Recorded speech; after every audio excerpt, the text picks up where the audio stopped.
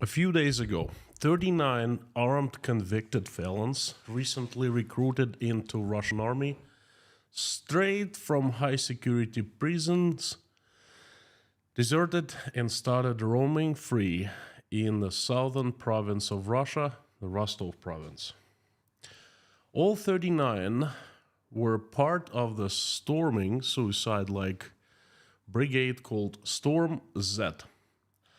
Fresh right out of high security prisons with much time remaining to serve, the murderers, the thieves, the rapists, the child molesters, they were recently recruited by the Russian armed forces, promised full pardon, unconditional pardon, and were thrown into the front lines in Ukraine. The first thing they did after getting to the front lines and getting armed, well, 39 of them deserted, killed at least one serviceman who tried to stop them. Hey, that's what they do the best. The murderers, the convicted murderers, just out of prison. What did you expect? So the entire police force of Rostov province was placed on high alert and has been on the lookout for the deserters. I made a community post about it yesterday, and one of the members, a great member of our community, Dave Strains, a very hardworking, very nice and smart man from the USA, commented, and I quote, "Whoever is running that program definitely is not the sharpest tool in the shed." Well, that comment immediately reminded me that the very, very few people from outside Russia truly understand how Russia is organized and managed. Not many understand the goals that the Russian state has and the role of regular people, common folks, in the grand scheme of the state. This comment is a perfect example because from the Western point of view, applying Western logic and Western values, recruiting hardcore criminals, serving lengthy terms, knowing that they might and most likely will desert after being armed and roam free, this idea is plain and simple criminal. Stupid too, by the way. It's bad for the people and it's bad for the country. But according to the Russian logic and Russian values, whoever created and running this program of recruiting hardcore criminals, murderers, rapists, child molesters, and thieves from high security prisons, whoever is doing that is smart and doing a very good job. Most likely a patriot too. And this is what I want to explain to you today. How Russia is organized and run. And I want to explain giving very easy examples, easy to understand examples, so you know and understand Russia better. Howdy everyone, my name is Konstantin. Welcome to Inside Russia, where I give you important news updates and my takes that explain what's happening in today's Russia. What you will not find on this channel is propaganda, BS or lies. What you will find is common sense, truth and logic, and some emotions because I am a human being. Inside Russia is where usual Russia is explained by an unusual Russian. First 30 minutes I deliver a message of the day, and after that I invite everyone to carry on into a live stream chat where we converse and I try to answer all the questions. I like that very much. Thank you so very much for coming today. Thank you for listening to my message. I hope it'll be interesting. Before jumping into explaining Russia and giving you examples, I'd like to tell you a personal story. Don't worry, it's all connected and the story is not very long. My vision of how societies work, my vision of politics, how countries are organized and run is comprised of knowledge that I received at the universities, at two universities, and my personal experience.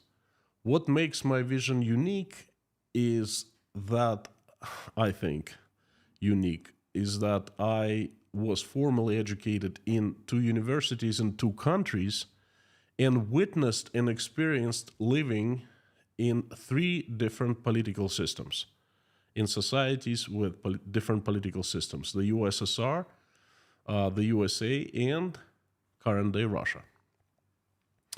Communism, capitalism, and I guess totalitarianism.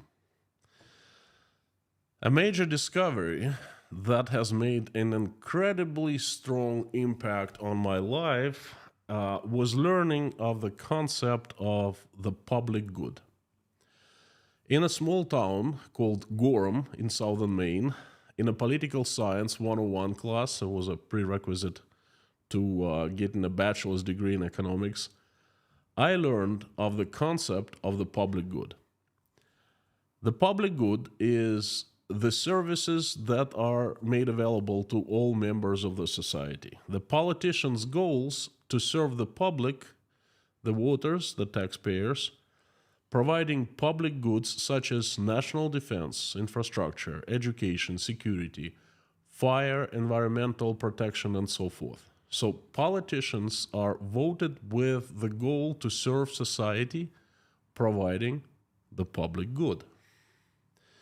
Believe it or not, but the concept of the public good had been unknown to me before, had been unheard before. Moreover, today this concept of the public good is unheard by most of Russian citizens.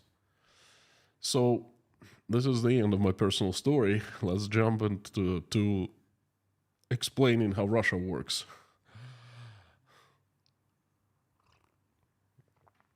Russia is organized very differently from the West.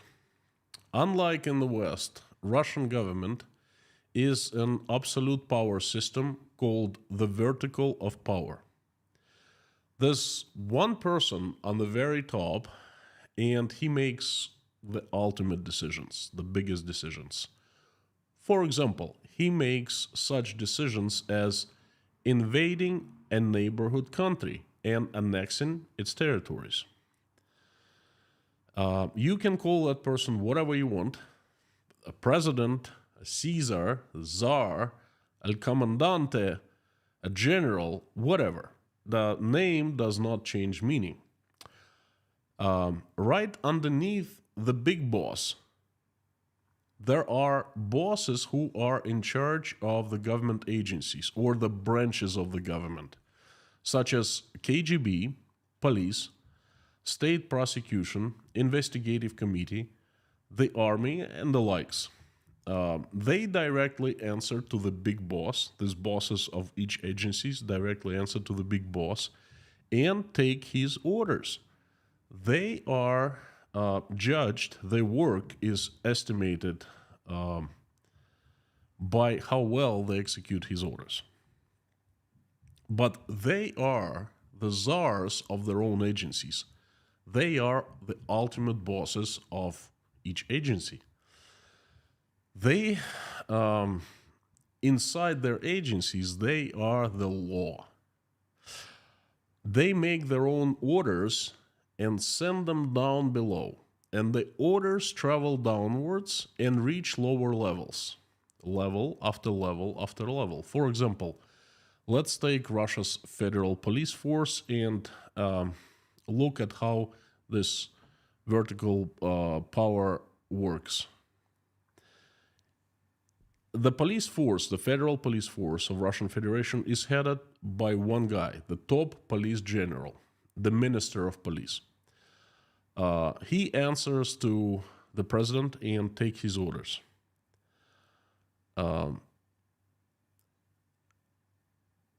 Then he creates his own orders that travel down to the heads of federal police of each province. There are 89 provinces in Russian Federation, so there are 89 heads of federal police, one boss for every province.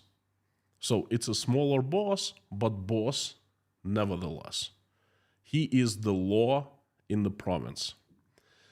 Then provinces are divided into regions, equivalent of counties in the USA. And each region, each county has a police department and has one chief, a chief of the region, therefore one boss. It's a smaller boss, but he is the boss of the region. He is the law in the region. And it goes like that down to the very, very bottom, to the last police officer on the ground. This system is called the vertical of power because it's literally a vertical. The orders are made on the very top and they travel vertically downwards, okay? No more, no less, the vertical of power.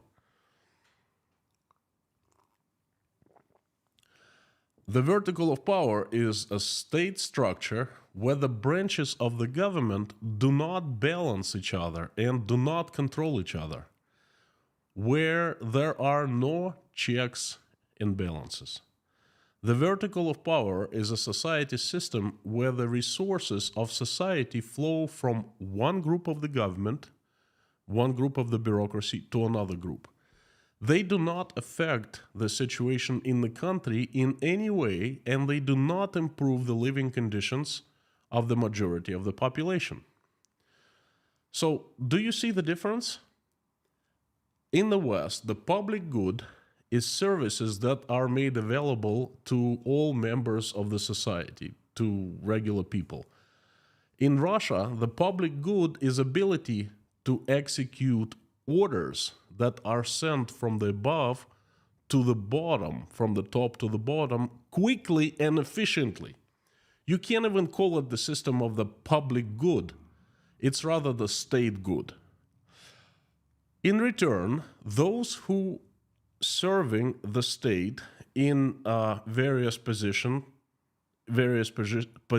all over this vertical of power are given ability to abuse their power and make some extra income from that power abuse. The state closes its eyes. Remember, there are no checks and balances. That's the attractiveness of being inside the vertical of power. The higher you are, the more power you have. Therefore, the more money you make, the more income you have, you know. And everyone in that vertical is trying to climb up to the very top.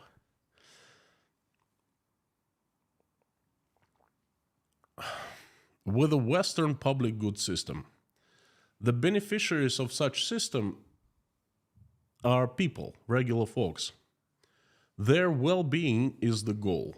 With the Russian state good system, the beneficiary is the state, and its strength and ability to execute orders of the top bosses quickly, efficiently, and without asking questions is the goal, the ultimate goal.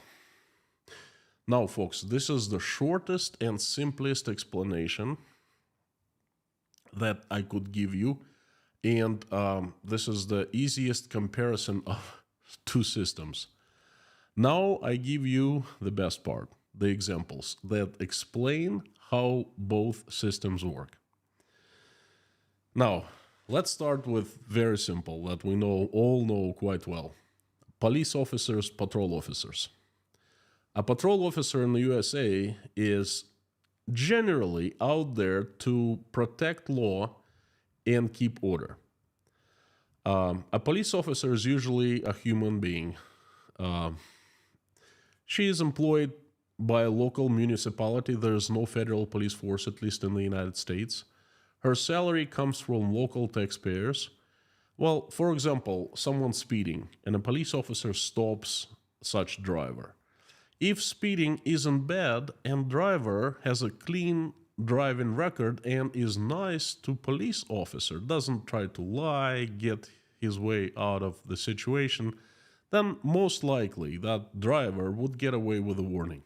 Hey, I've been there, I've done that many times myself. I got quite a few warnings. A few speeding tickets, not too many, but the warnings, there were a few. I'd never been arrested. I had clean record, criminal record, and so forth. Was very respectful to cops, and they usually cut me slack. But this is what happens in Russia. If you speed and you're pulled over, there are two scenarios. First scenario, cop would be pressuring you very harshly into making a deal, so to speak, into paying a fine, giving you a fine, and so you pay it unofficially without a receipt. You know what I mean. And another scenario is a cop would not accept money, but he'd try to give you as many fines as possible. In Russia, we call them a fine. Thing happened to me once. I was driving out of a local food store, literally a couple hundred yards from my apartment, and the road was absolutely empty, and I took a left turn where I wasn't supposed to take a left turn. You know, guilty as charged. The cops saw me, they pulled me over, and I happened not to have driver's license and registration, which is not very serious, offense. The cops have a database system. They see my face, they see my driver's license, I'm the owner of the car. So, it's nothing much of a criminal there. So the police officer who stopped me was captain or a major. I was surprised by high rank.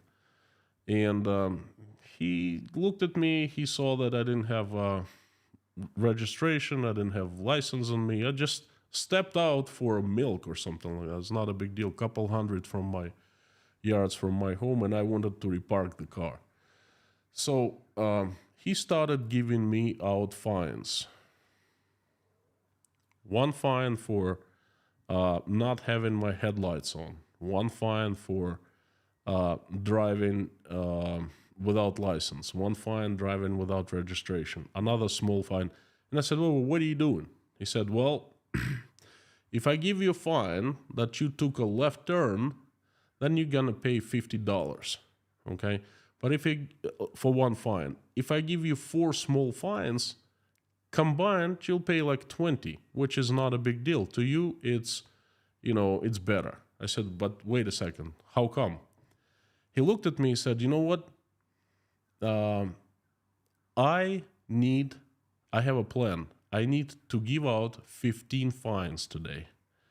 And I will stay at my work for as long as I finish giving out 15 fines, because I was ordered by my superior officer. And he doesn't care for anything else but me bringing home 15 fines, okay? So instead of 1 fine, I'm gonna give you like 4. And that will help me to make my plan. So you see, folks, he didn't care about safety of my driving. He didn't care of me driving without license whatsoever. He cared for one thing. He needed to make a plan for the fines for a day. Every day he had a plan. Okay, so a police officer, when he pulls you over, he's not for public good, but he follows his superior orders. And the superior follows his superior orders because they're given at the very top, because the cops need good statistics. They need an amount of criminal cases solved. They need an amount of fines given. They need an amount of people put in prison. And that's basically all they care. They get paid from their higher-ups, not from the people. They do not answer people. They answer the higher-ups. So to them, they work very smart and very efficiently because they execute the orders. It's just the system. Moving on. Let's talk of the higher level politicians, the governors. The governors in Russia used to be voted by all people. Now, after Vladimir Putin came to power, he canceled that governor voting system.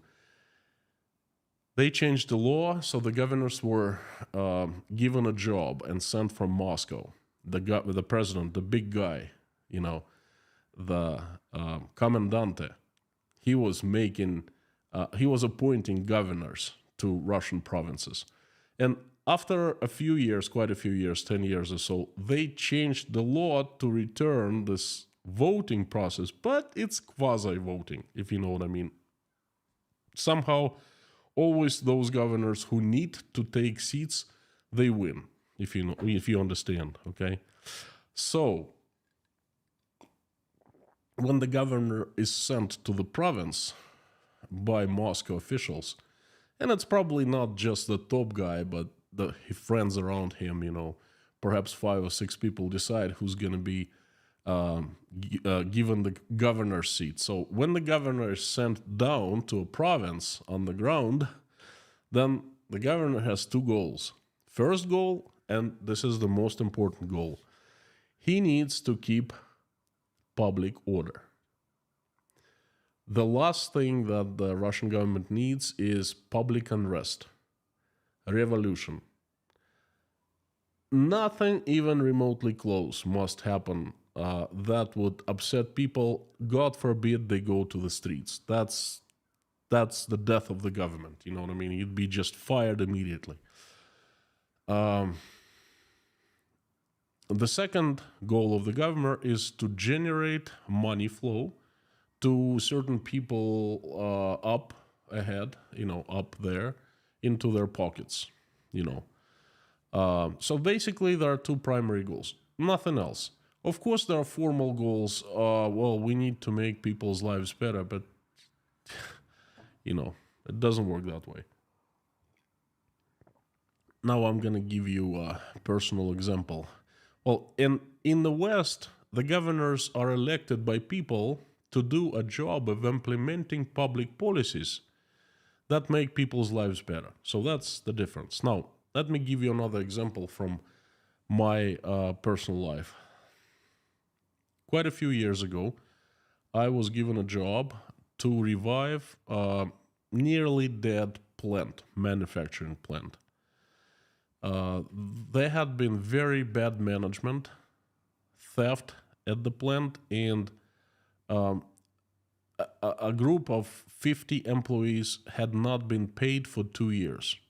They basically did not work much, but they didn't get paid. Yes, it is possible in Russia. So they were very upset. They came to me as soon as I was put in charge of that manufacturing plant, and they started asking me to get paid their salary. And I said, you know what, I have no clue. I'm a new guy. Let me just look around. Let me, find out what's going on. Let me know if we have anything in the warehouse we can sell and things like that. I need to assess the situation. They immediately looked at me and said, you are the 3rd managing director. We don't trust you. We don't trust the shareholders. Therefore, we warn you that all of 50 of us, we are going to mayor office right now and requesting permission to protest. We're inviting local television, and we're going to hold a protest against you, your company, the shareholders. So I'm fresh off the boat, so to speak. I don't know what's going on. I literally am at job for like 5 days, and all of a sudden, bada bang, bada boom, this protest cooking up. And they go and they file permission for protesting. Oh boy, stinky substance storm starts happening above my head. First of all, I get a call immediately, and then the factory is far away. It's like 4-hour drive from Rostov, where my office was, and they call me to Rostov, and they start screaming at me from the mayor office. What? And they use strong language, like, what are you doing? I'm not doing anything. Well, why are you people protesting? Well, I don't know. Okay.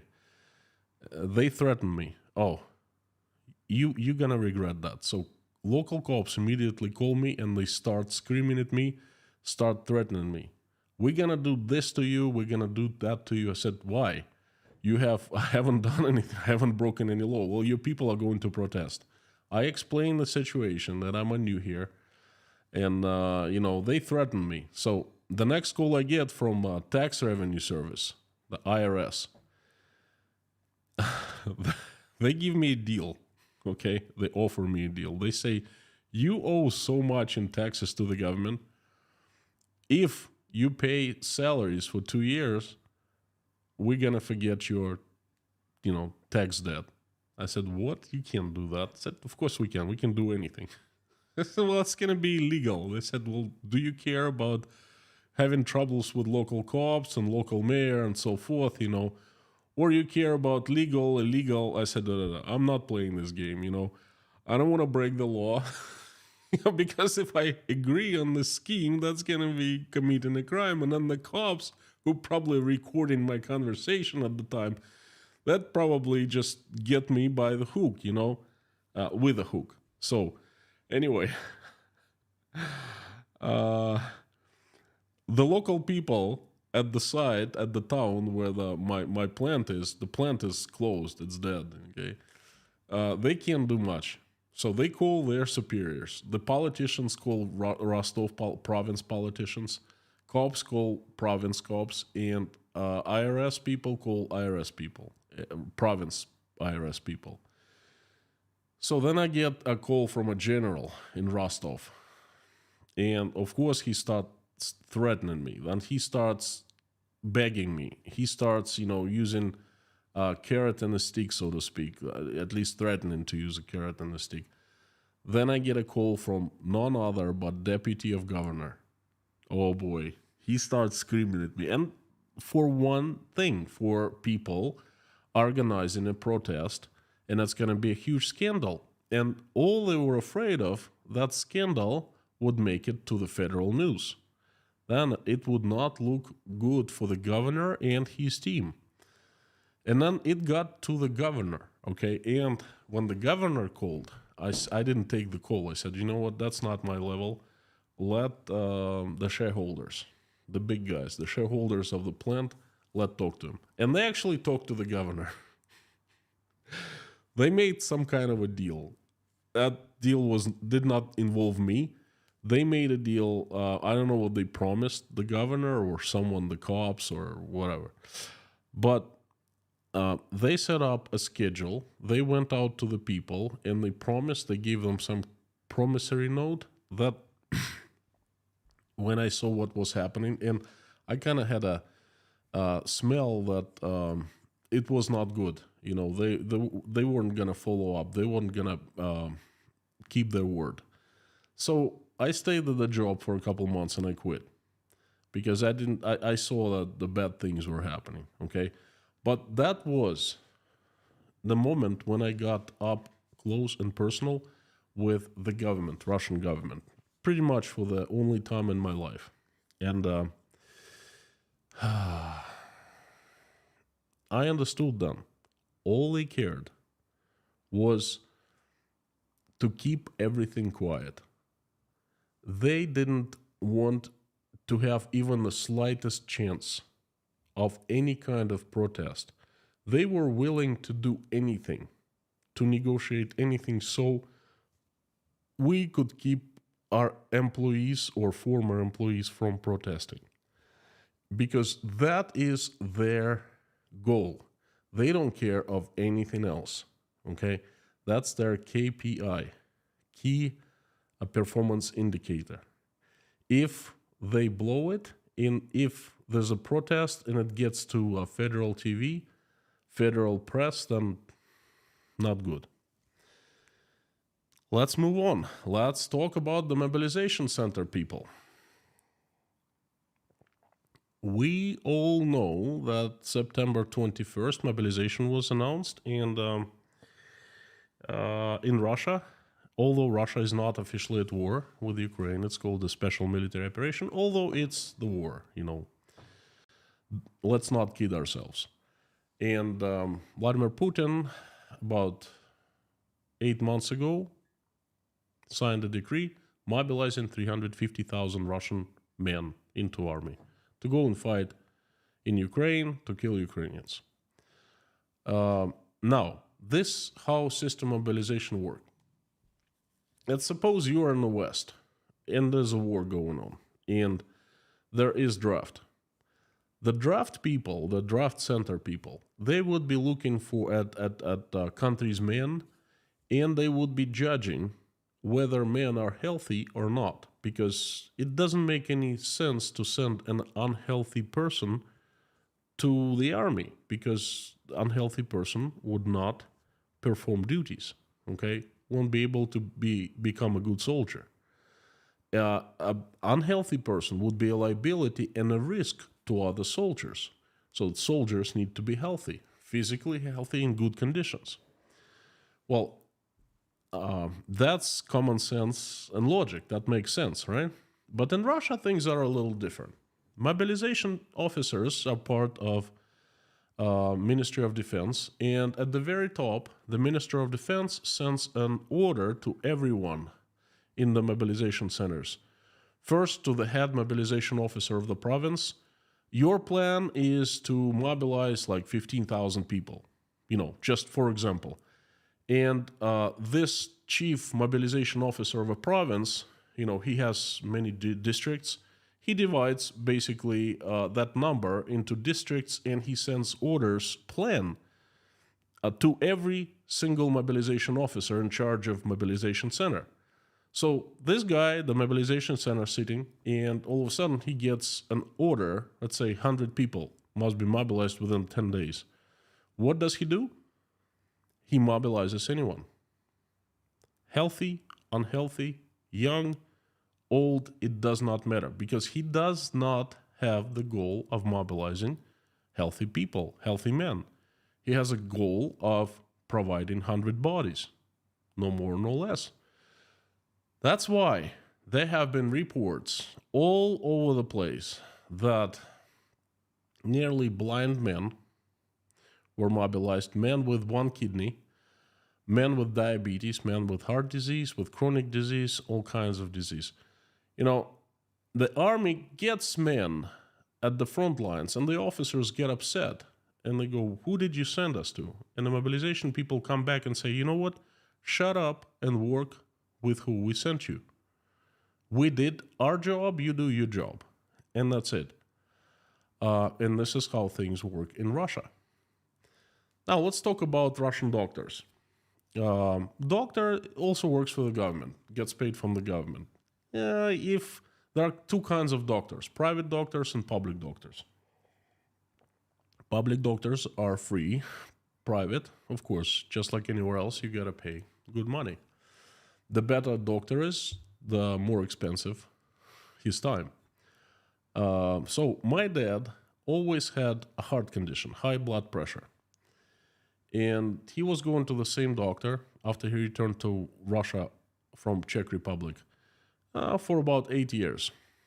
And he was asking for certain pills to reduce blood pressure.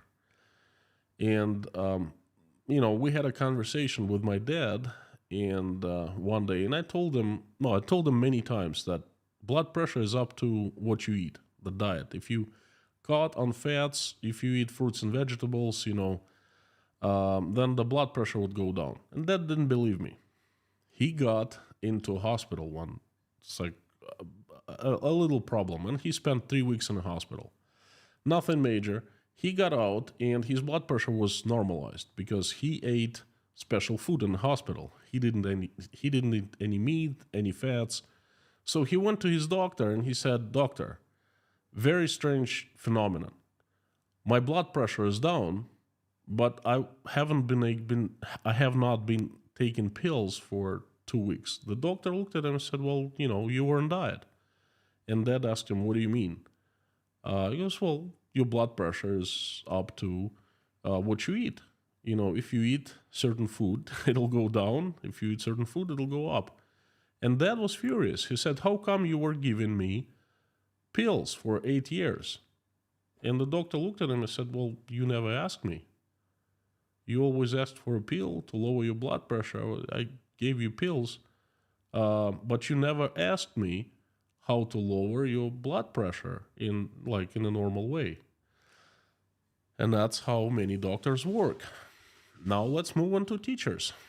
As you know, some of you might not know, but in Russia, the system of education changed last September 1st, last school year. New lessons were added. Patriotic education.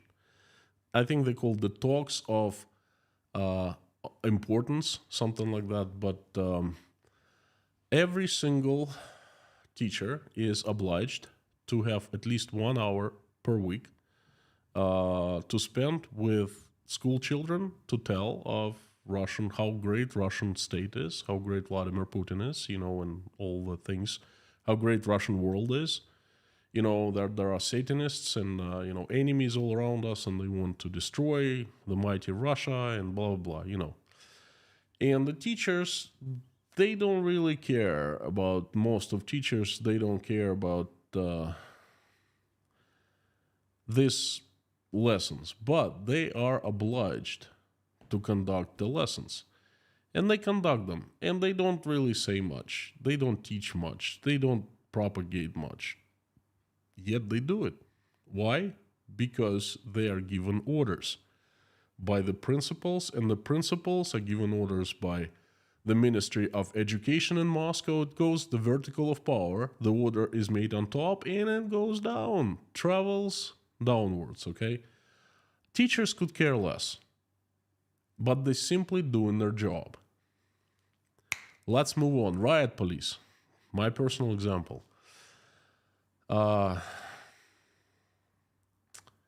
Riot police are given orders to arrest protesters. And sometimes they're given a plan to protest, to arrest, like 100 protesters per unit, or 50 protesters per unit. And they just get out there and they start arresting anyone, passing buyers. July 2019, I was on Tverskaya Street. There were protests even before Navalny was put into prison. I was there for 2 days straight in a row, and I saw with my own eyes how Russian riot police worked. Not too far from me, they arrested like a 70-year-old babushka who was not a part of protests. She was screaming. They just grabbed her and put on the bus. They made an arrest. They could care less who was protesting, who wasn't protesting. They could care less what the protests were about. They were given orders, they were given plans, and they basically did their job. Now the last and the most interesting example is, let's talk about the army and this example of 39 armed felons deserting. Again, I'll remind you, this is what I started my stream from. 39 felons serving time were recruited by the army recruiters right inside prisons, offered full pardon, unconditional pardon, and, they must have signed papers. I don't know what they did, but they were put into the front lines. They were given guns, armed, like if they were soldiers, and they were made part of this brigade storming Z, okay, Z. And of course, they deserted, and right now, as we speak, they're roaming free in Rostov region in southern Russia, and police is on high alert, searching for them, So Dave Strains, member of our community, made a comment. Whoever is running that program of yanking felons, criminals out of prisons and putting them into the army, is not the sharpest tool in the shed. Well, that's if you look from the Western point of view. But from the Russian point of view, from the point of view of people in the Russian army, in the Russian government, people who are running this program are actually pretty sharp tools in the shed, because they are given order. And the order, for example, to take Bakhmut at any cost. And one of the costs is taking prisoners, creating suicide crews, and throwing them into the Bakhmut as a storming brigade. Now, is there a possibility of these people? I remind you, they're murderers, they're rapists, they're thieves, they are people who have been to prison multiple times, they're pedophiles. Is there a possibility of them deserting fully armed? Oh, yes. Well, guess what? The Russian army people, they don't care. They are running the program and they beefing up Russian army. To them, these are orders and they are executing them efficiently, quickly, and in the way they need to execute them. So they are the sharpest tools in the shed. But if you look from the side of the Russian government. So there you have it. A perfect example why you Western folks are wrong when you say that whoever brings felons from prisons serving time, who then they desert, and they're dangerous. It's a perfect example. When you say they're not the sharpest tools in the shed, you're wrong because, yeah, from the point of view of Americans or Englishmen or Australians, yeah, those people probably not the sharpest tools in the shed because for the well-being of the country, that's a potential disaster. For the public good of people, that's not good. That's public bad, what they're doing. But if you look at it from the Russian point of view, Russian government point of view, that's the state good. They're simply following the orders and they are told as what they are told to do. They do what they're told to do. So for you, that's true. Not the sharpest tools. For Russia, the sharpest tools. The biggest question is, which system would you like to live in? The Western system with a public good or Russian system with a state good? And that is the question. Please let me know in the comments. And this has been my message. I hope you liked it. I hope you learned a thing or two about how Russia is organized and run today. And let's carry on into the live stream chat. Let's converse, and I'm ready to answer all your questions. Thank you. Before I turn the live stream chat on, I'd like to ask you to do me a favor and spread my message by making reposts in your social media accounts. YouTube algorithm loves that, and another way to help is to like this message, to hit the like button, to subscribe for the channel. If you'd like to buy me a coffee, I'd love that. Thank you very much. The link is in the description for Buy Me a Coffee account. Fantastic. And the live stream chat is on. I am ready.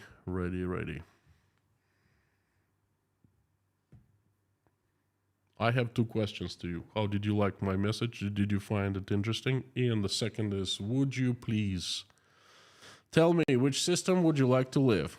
The Western system or the Russian system? The public good or the state good?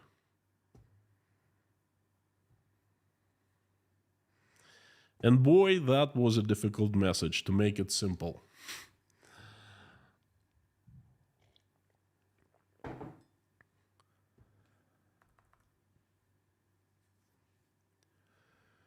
Mommy and Lorna, number one. I don't know how you do that, but you must use your magic or something. But you come first all the time. Amir, Blackhead, Bob, and Harry, howdy. Fantastic to see you. Thank you, mods, and thank you, the usual suspects. Also fantastic to see you. You know, folks, it's been a long message, so without further ado, I'll jump into the questions, and let's not make it long today. It's Sunday. Hope everyone is having a good Sunday. Again, how did you like my message? Did you learn anything interesting? And which system would you like to live in? Please put it in caps and put inside Russia after @ sign, so it's highlighted in the orange box. It'd be nice. Thank you, thank you, thank you. Hans Ulrich Fischer, thank you so much. I appreciate your support. And to the questions. Mr. Kaliskian from Chicago, howdy, howdy. Sometimes police need to give certain numbers of tickets. It's called a quota. Well, I did not hear of the quota in Maine. Perhaps it happens sometimes. Look, abuse of power happens everywhere. We are people, all people. The question is whether it's systematic abuse, a system based on abuse, or it is individual abuse when caught, prosecuted. Okay, from what I understand, in the Western countries, not just in the United States, abuse is a thing that happens rarely and prosecuted when caught. In Russia, abuse is a system that the government is based on.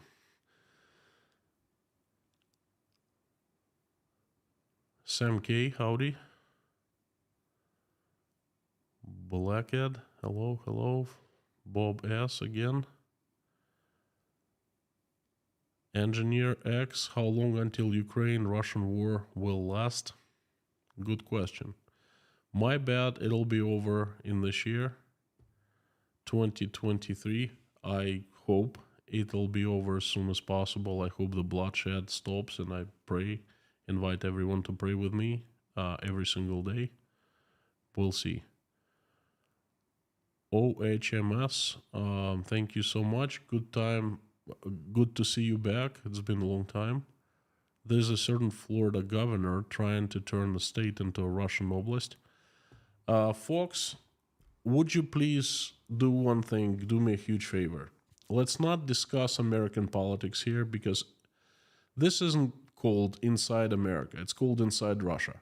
I talk about I do not talk about American politics. I talk about Russia. I'm not an expert in America, and I don't want anyone to discuss political issues of the United States. This is about Russia, okay? I'm an expert on Russia. Ask me anything on Russia. Do not ask me in Florida, because I won't be able to give you an answer. And people will just start fighting here. Mods, Lorna, and Mami, specifically, they have directions from me to not let anyone talk American politics. Eddie, thank you so much for your support. Western and the United Nations, European Union, after Brexit, you see what happened when you stay out, and Duma is at the same, like Volkskammer in GDR, a shine parliament with no competence, other people to do things. I think I understand your message. Eddie, that's not a question, it's a statement. Thank you so much. You're obviously from Germany, because you know Volkskammer, GDR. In Russia, we call it DDR, Deutsche Demokratische Republische, something like that. But anyway, thank you for your support. White Lightning, howdy. If I was Russian, I'd be drafted in 2 seconds. I collect Warsaw packed guns, 2 pistols, AK and M76. Straight to the front for me. Okay.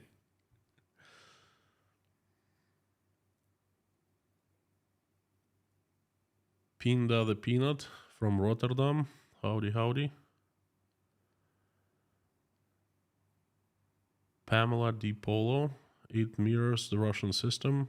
Hard to disagree with you.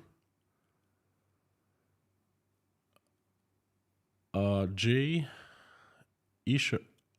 Jay is here. I'm sorry. To serve and protect is not known in Russia. No. That's a concept that was unknown to me. I learned it in Hollywood movies. First, when I was a kid, and I saw police cruisers, and there was like to serve and protect on them. In the USSR, we were like, what's that? And people still do not know this concept of police officers to serve and protect. because they serve and protect the government. They serve the government, they protect the government. They get paid from the government, okay? Everyone serves and protects who he gets paid from. In Russia, it's the government, the state. Cheryl Wetley, of course, not vertical of power. Thank you so much. That's why I work so hard to maintain democracy in the USA. Thank you. Please do. Please do, because that's the only way. Phil Turine, Mr. Turine. Howdy from Canada. Howdy from Tashkent. Hello to Canada. Pavlia Flex, public good, one for all and all for one. Thank you.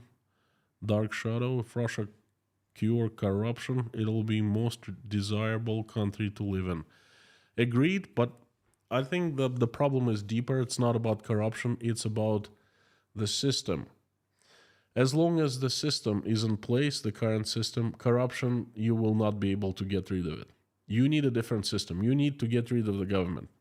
You need people to have the decisions to make, the power to make decisions for their lives. You need self-governance in Russia. Once you have that, once the government does not stand in the way of people, then things will be fixed on their own.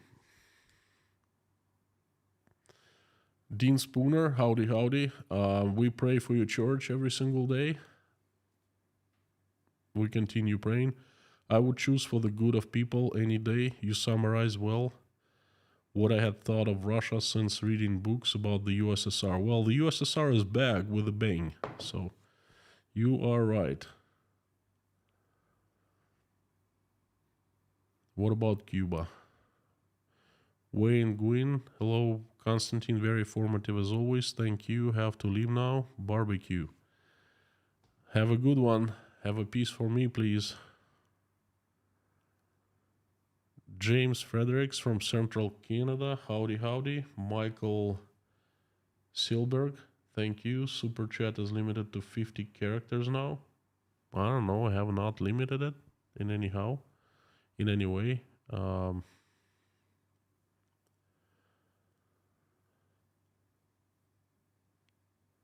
Elsha, you held me spellbound. If it weren't so tragic, the Russian system could come straight out of a comical movie. Yep, spot on. If it would be funny if it wasn't too tragic. Robert Whip, well explained the difference between the West method in relation to the Russian one. Thank you. I really, really tried.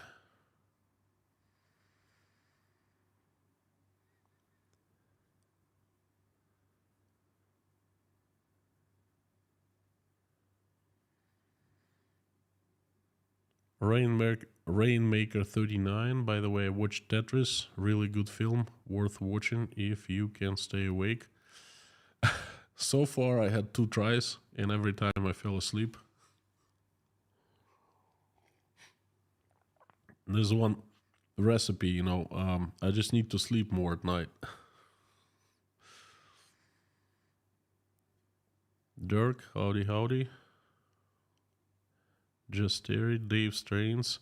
Hey, thanks, Dave. Thank you for giving me this comment. That kind of was an inspiration to making the entire stream.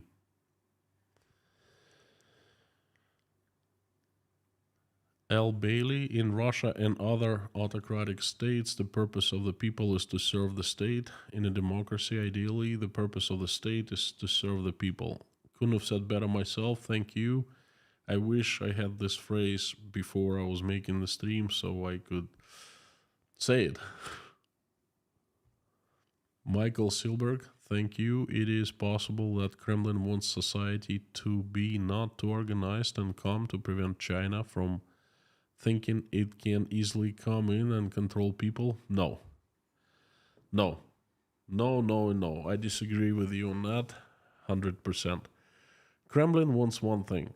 It wants to hang to power for as long as possible. And if you speak of the Kremlin, you speak of one person and, 3 or 4 people who are helping him. his closest friends, allies, trusted people. That's all. They want to stay at the power for as long as possible. That's why 2 years ago they changed the constitution and nullified Putin's uh, terms. So now instead of just being done next year, he can go for 2 more terms, which is 12 more years. Okay, nothing to do with China. I think they never even thought of possibility of China actually doing a military move onto Russia because they thought, oh, we have an army, we have the strong army, and now their army is dust. Okay, so but no, different purpose they have.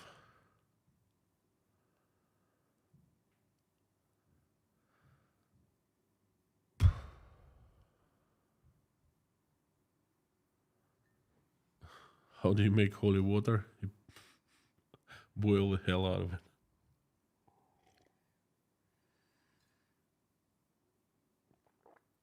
Mikhail HG, the remake of the movie Brazil needs a better name than Brazil 2.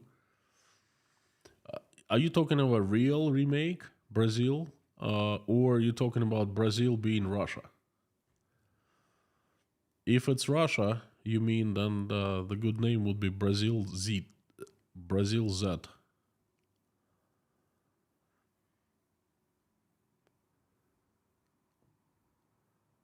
The real law underlying the arrests of those years was the assignment of quotas. Every city, every district was assigned a quota of arrests to be carried out by a stipulated time. Well, I kind of said that.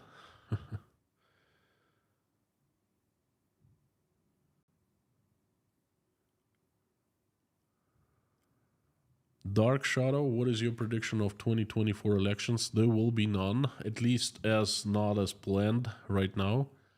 If there are 2024 elections, they will be with different people, not Vladimir Putin, not whoever is considered to be his opponents now. It'll be different.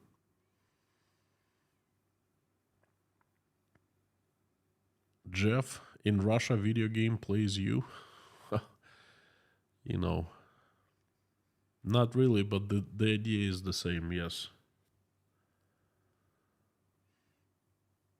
Joe's Rames, someone in the Russian government watched The Dirty Dozen one too many times. We all did because that movie was in the Russian theaters for like years and decades. Was played and played and played and played. Even I, as a kid, watched it. My dad took me to watch it like 3 or 4 times.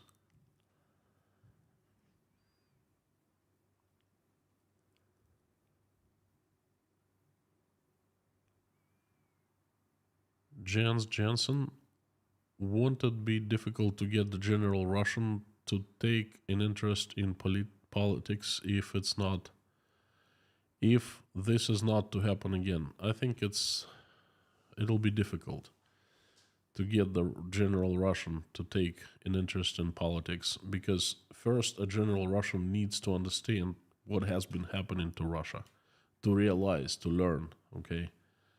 And that's, you know, that's step number one.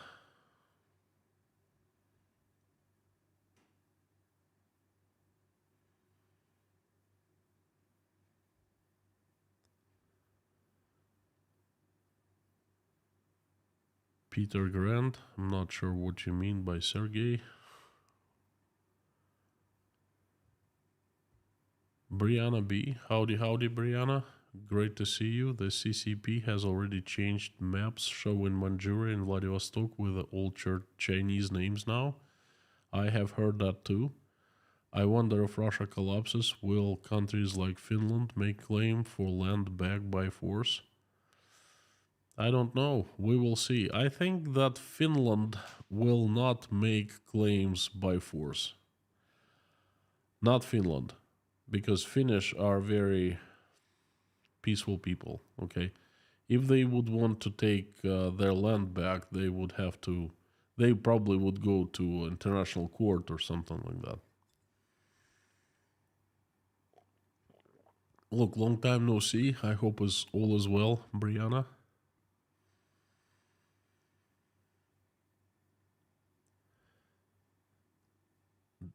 Dennis Hayers, thank you. I liked Silicon Curtain interview as well.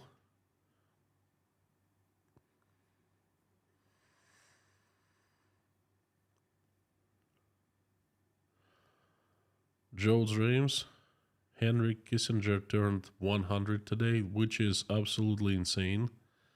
That guy has been in the politics forever. I like that guy. He's actually, he's one of the sharpest tools in the shed.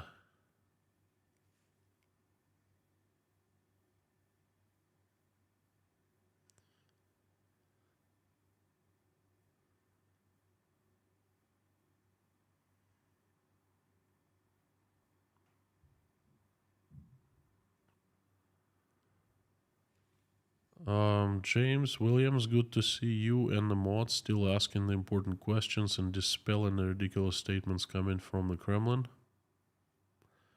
Well, that's what we do.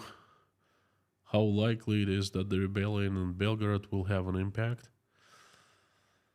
It has had a small impact, and it will have a small impact. I think there will be many pieces of puzzle getting together, many Belgrads, and not necessarily intrusions, incursions, but different things happening to Russia.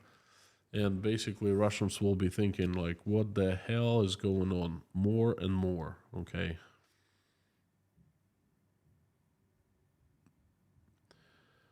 K Dog, it's 1917 all over again. Seems like Prigozhin is like Lenin.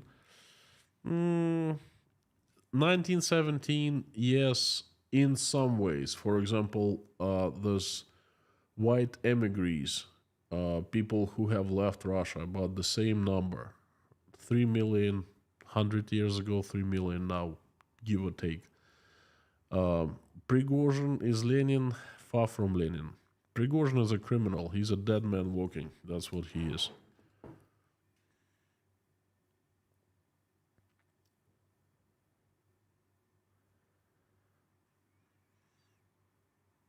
Jeff Wademan, my Russian girlfriend is 100% for the war in Ukraine. I'm American. I understand some truth we don't see. However, how do I get her to see what she doesn't? Oi, that is a tough question. I don't know. It's personal approach to everyone. Ask her questions. Ask her questions. I think that's the best way. Just start asking questions so she'll start thinking of the situation. You ask her why, she'll probably tell you because they're Nazis, because they cancel in Russian language. You ask her, well, they're Ukrainians. Isn't it their right to cancel any language and to speak any language they want to? They're a sovereign country. See what she answers. And questions like that.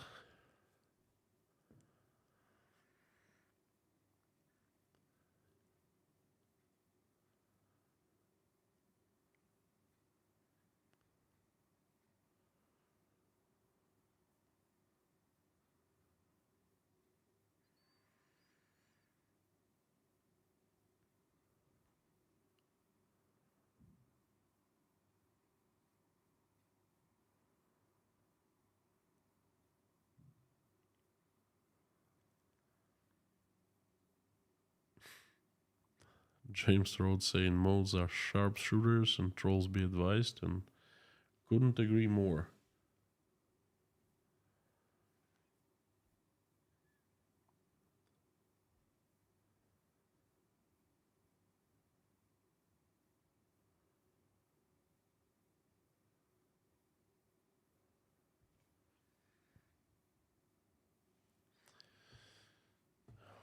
Oh, tough questions. KG1, is the Sovietization of Russia here to stay?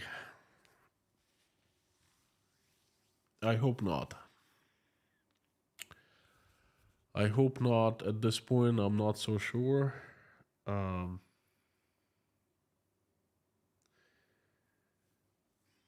that's all I can say. Um, Russia can take different paths now. It's a crossroad at this point.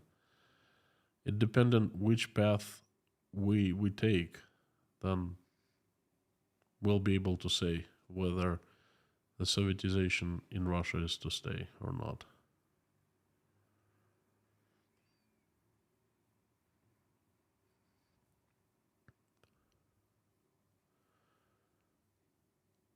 Okay, mods, thank you. Um, Diana, part of what you have described here is a target culture. That has been a problem in many countries where you hit the target but miss the point. Fear makes it more toxic. Thank you. I've never heard of the target culture. Interesting. Thank you, Jeff Weidman. Thanks. It's been hours of discussions. She says there are Nazis. I wonder if there's a Russian outlet for truth I can point her to. She doesn't speak English. Yes, you can point her. The outlet of truth, that is Konstantin, the host of Inside Russia channel. He is the outlet for truth. He's Russian. He's been to Ukraine many times. He knows many Ukrainians. He has many Ukrainian friends, and he spent in the past 1 year, around 1 year in Ukraine, between Odessa, Kharkov, Zaporizhia, Kiev, and that's it. Yes. I personally did not see one Nazi. I mean, it's crazy to think that there are Nazis in Ukraine. They were, and there are, nationalists in Ukraine. Not too many, but I mean, they were Ukrainians present for Ukrainian culture, for Ukrainian language, which is absolutely fine with me. They have every right to do as they wish inside their country. It's their country, it's Ukraine. But Nazis, I mean, that's just insane. Ask her this. Ask where did she learn that they were Nazis in Ukraine?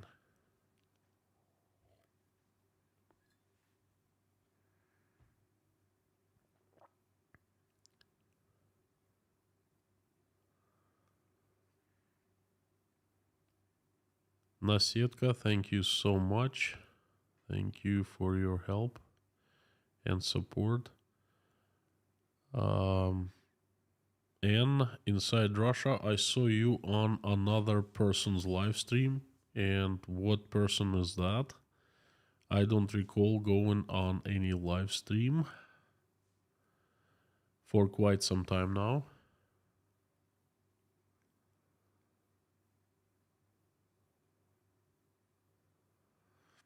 Everyone, happy Memorial Day. Famous Maynard, howdy, howdy.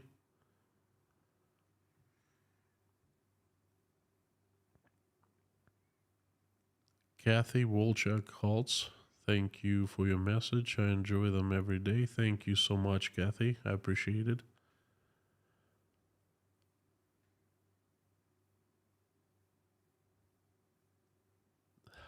Famous Maynard, thank you.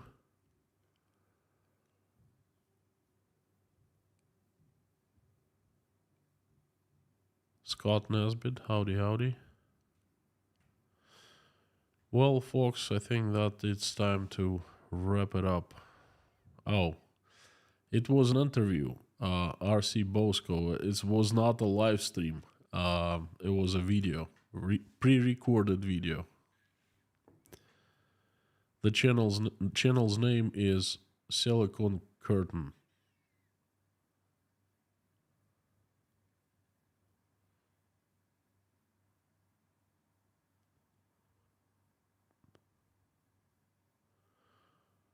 Some time back, I spent 5 months witnessing a public inquiry into NHS, where targets had been a major reason why the system misfunctioned.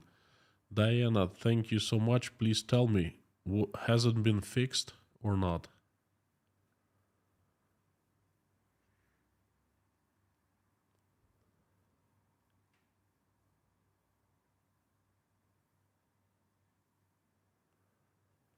Paul B, you know about name Wagner? It comes from Richard Wagner, who was German pianist that supported Nazi during World War II. Um, Honestly, I didn't know that Wagner supported Nazis. Is that true? Let me fact check real quick. I know that Adolf Hitler liked The Fly of Valkyries, his work. Well, I guess it's not important, you know. I listen to Wagner's music. You know, I don't associate him and his music with the Nazis. I'm sorry. Um, so it doesn't matter.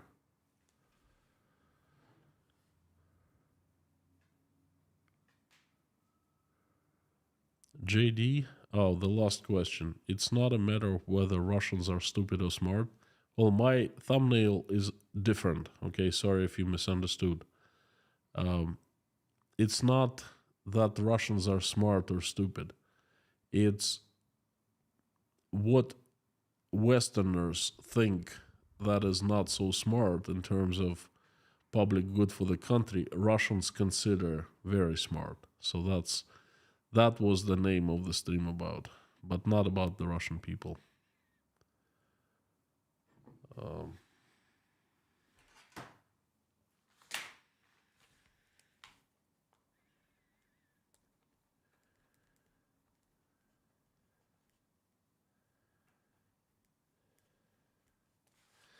China Bill is on prayers list. Thank you.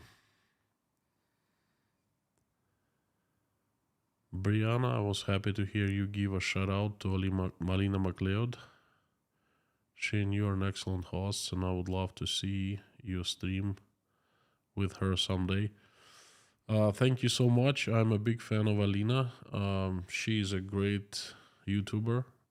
She's a great host of a channel. She's done fantastic job, and I watched her way before I started my own YouTube channel. So it'd be an honor to stream with her or just to speak with her, you know, to do a video with her, whatever.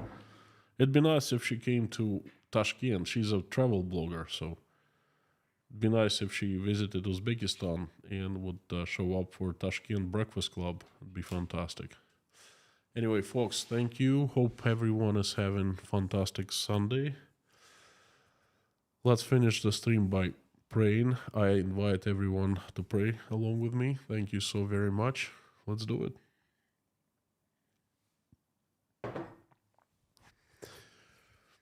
Dear Lord Jesus Christ, thank you for giving us this day, this week. Thank you for putting food on our tables and roofs over our heads.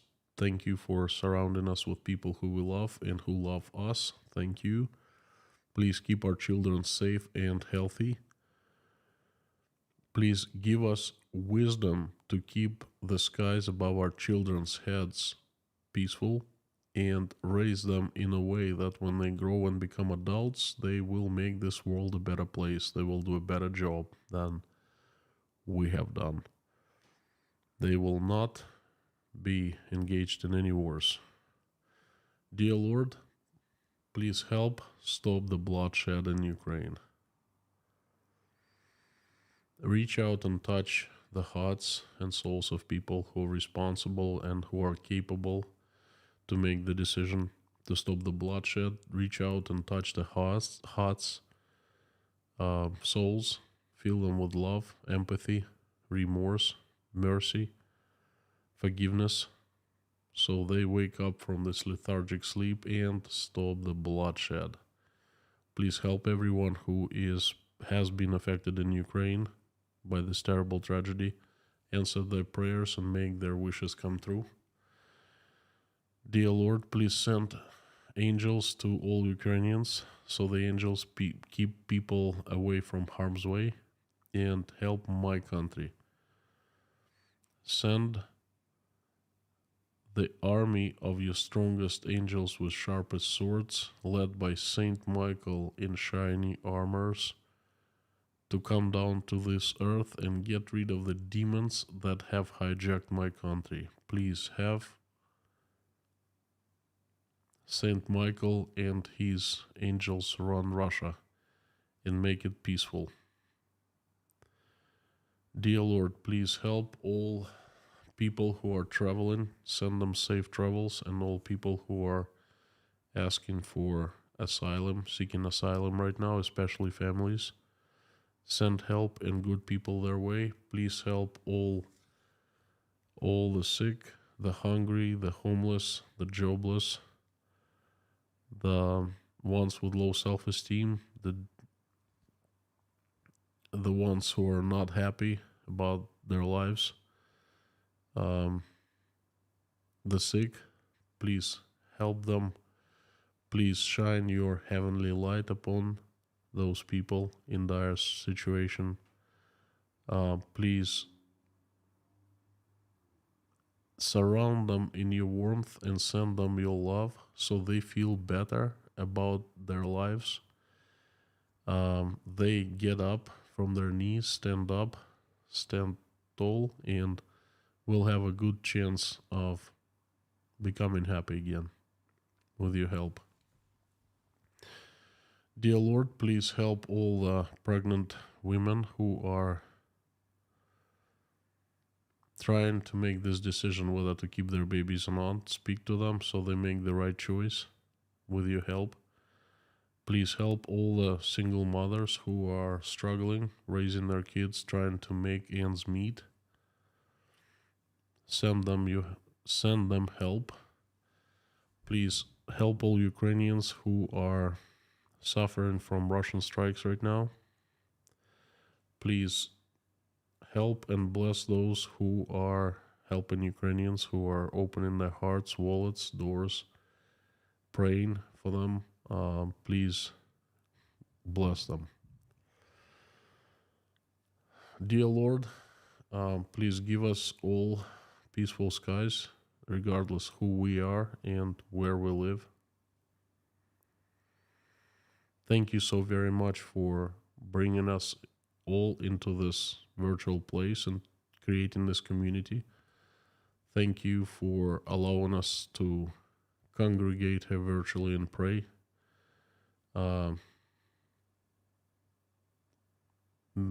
Pray. Please help everyone who's praying along with me right now or just watching us pray. Please answer prayers of every person who's praying right now and make their wishes come true. There are some people I'd like to ask you for. They need your help. They are Margaret, Linda, RT, Per, Sarah Stokes, Diana Arbenina, James Gentz, China Bill, Greg, Jim and Shirley Hall, Delaney and her 2 children, Ann Larson, her family and daughter Hannah, Florentina, Max family, Patty L, Sherry Morin, CKOC, Brian Wilkes, Amir's Uncle Dicky, Liz Dumbrell, and her grandparents. Thank you for helping Matthias and bringing him home. Ripted, daughter of Aspen English, Ruth, Paul, Susan, Aluna and her 2 boys, Rudy Kaisley, Darla, Bip, Santa's Whiskey, Paula McDonald, White Lightning, George Ruberty, thank you for reaching out and touching his heart. Dave Strains, Pam, Wayne, Shirley and Debbie, Jen Allen, Finola, Lars Henrik, Lars Henrik's mother, the Highwayman, Essie from the Scottish Isles, Outlander and family, Choriz and family, and David Potter and family, and everyone who's in Chernovtsi, Ukraine right now. Lars, Susan Marshall, Beulah, Lazarus, Buzz Salmon, Alvin, Alvin's sister. Please help Alvin with his eyes.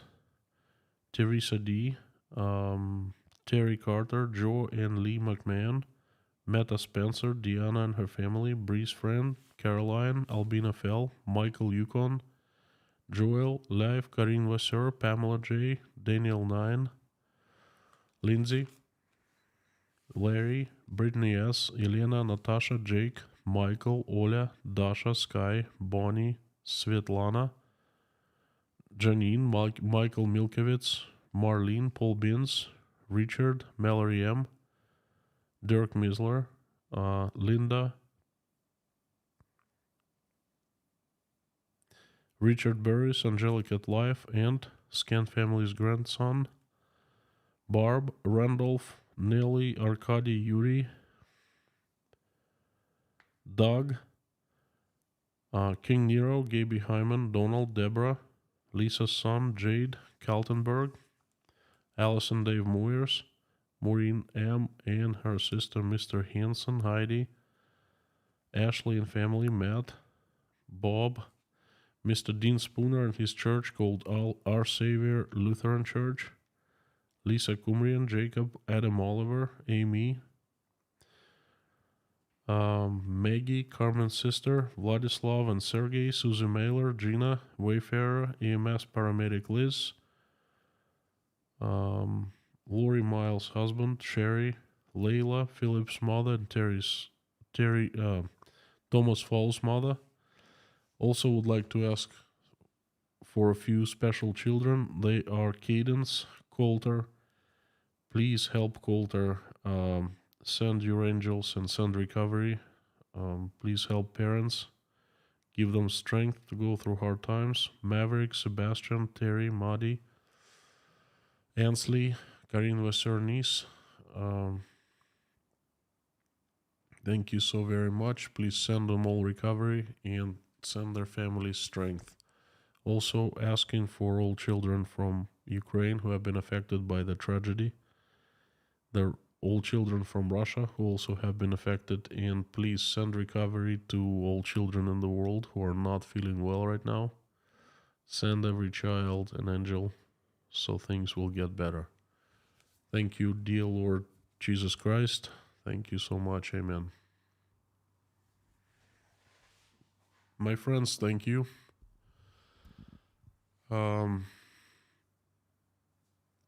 Thank you for another week. Tomorrow is Monday, another message. Tomorrow is a Memorial Day, so I will make it not a message, but something a little different. I have had quite a few negative comments and hate messages lately, and I would like to address some of the hate that goes to me.